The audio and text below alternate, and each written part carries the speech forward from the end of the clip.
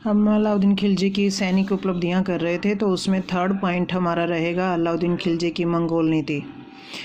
अब मंगोलों के आक्रमण तो दिल्ली सल्तनत जब स्टार्ट होती है तभी से होने लग जाते हैं। इल्तुतमिश के टाइम पीरियड में भी बाद में भी देखने को मिलते हैं। तो अलाउद्दीन खिलजी के टाइम पीरियड में बहुत ज़्यादा आक्रमण होते हैं, तो लेकिन वो जीत नहीं पाते हैं। तो उसने क्या किया, सबसे पहले अलाउद्दीन खिलजी ने इन आक्रमणों को रोकथाम के लिए किलों की मरम्मत करवाई, योग्य सेनापतियों की भर्ती की है और बंदी जो मंगोल थे उसके पास उसको सार्वजनिक दंड दिया। अब सार्वजनिक दंड क्यों दिया? ताकि और अन्य जो मंगोल हैं वो इस चीज़ से घबरा जाएं।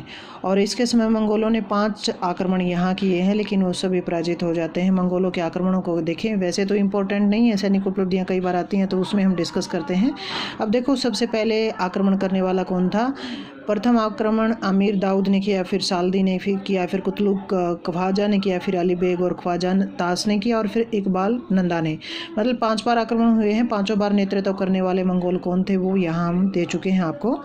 ये हमारा सैनिक उपलब्धियाँ उसकी कंप्लीट हो जाती हैं। अब आपका क्वेश्चन आता है कि अलाउद्दीन के राजनीतिक और प्रशासनिक सुधार या उपलब्धियाँ कौन सी थी? सुधार भी आ सकता है, उपलब्धियाँ भी आ सकती हैं। तो उसमें हम क्या बताएंगे कि मतलब इम्पोर्टेंट जो उसने काम करवाए थे वो सारे हम यहाँ देंगे। कि सबसे पहले उसने क्या किया, अमीरों पर नियंत्रण के लिए कठोर उपाय किए।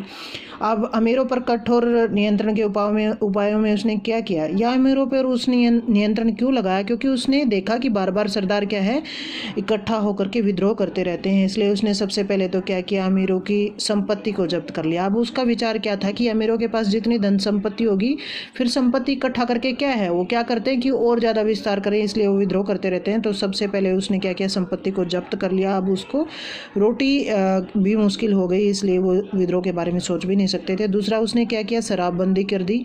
अमीर हैं जो सरदार हैं वो दरबार में या अन्य जगह पर शराब नहीं पी सकते, इकट्ठा नहीं हो सकते, ये काम उसने किया। और कठोरता से ये कानून लगाया उसने सामाजिक कार्यक्रमों पर प्रतिबंध लगा दिया, क्योंकि उसको लगता था कि ये सारे इकट्ठा होकर के क्या है, यहाँ पर षड्यंत्र रचते हैं। उसने जो अपनी गुप्तचर व्यवस्था है उसको स्ट्रॉन्ग किया। और अब क्या है, जो परिवार के लोग भी हैं वो भी बातें करते हुए घबराने लगे, कहीं गुप्तचर इस बात को सुल्तान तक ना पहुंचा दें। फिर उसने क्या किया, प्रशासन में गैर तुर्की जो वर्ग है उसकी नियुक्तियां की।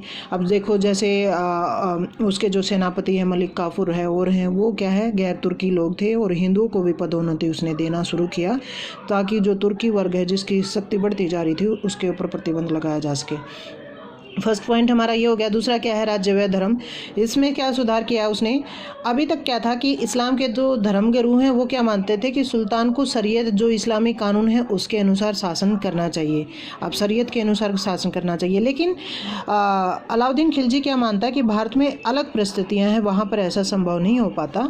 तो उसने क्या किया, धर्म और प्रशासन को अलग अलग किया। ये आपका वैसे कंपटीशन के हिसाब से इम्पोर्टेंट है, क्योंकि कई बार पूछा जाता धर्म और प्रशासन को अलग अलग किसने किया था, या राज्य और धर्म को किसने अलग अलग किया। तो ये आपका अलाउद्दीन खिलजी था। उसके बाद डिस्कस करते हैं हम कि धार्मिक वर्ग ने इन बातों का विरोध किया। उसने कहा था यहाँ पर कि मैं राज्य के हित व आपातकाल के अनुरूप फैसले लेता हूँ, न कि धर्म के अनुसार फैसले लेता हूँ। ये कई बार पूछ भी लिया जाता है आपके नेट वगैरह में कि ऐसा कहने वाला कौन सा शासक था। फिर उसने आर्थिक सुधार यहाँ किए हैं। देखो, अलग से भी करेंगे आर्थिक सुधार वाला जो क्वेश्चन है, लेकिन यहाँ पर जो उसकी उपलब्धियाँ जो इकट्ठी कर रहे हैं वहाँ देखेंगे कि आर्थिक सुधारों के कारण इसे क्या कहा जाता है, अर्थशास्त्री सुल्तान कहा जाता है। ये भी इम्पोर्टेंट है आपका, कई बार पूछा जाता है अर्थशास्त्री सुल्तान किसको माना जाता है, तो ये अलाउद्दीन खिलजी को माना जाता है।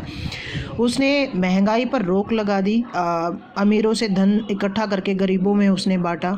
इसके साथ साथ एक और चीज़ देखने को मिली है कि उसने जो लगान था, भूराजस्व कर था, उसको बढ़ा दिया था और अपनी एक विस्तृत सेना संगठित की थी। तो ये उसके आर्थिक सुधार हो गए। उसकी प्रशासनिक और जो सुधार थे वो सारे हम कर चुके हैं। इसके बाद डिस्कस करेंगे हम थर्सडे को फिर से अलाउद्दीन खिलजी के आर्थिक सुधार। धीरे धीरे कर रहे हैं हम, लेकिन अच्छे से हो जाएगा।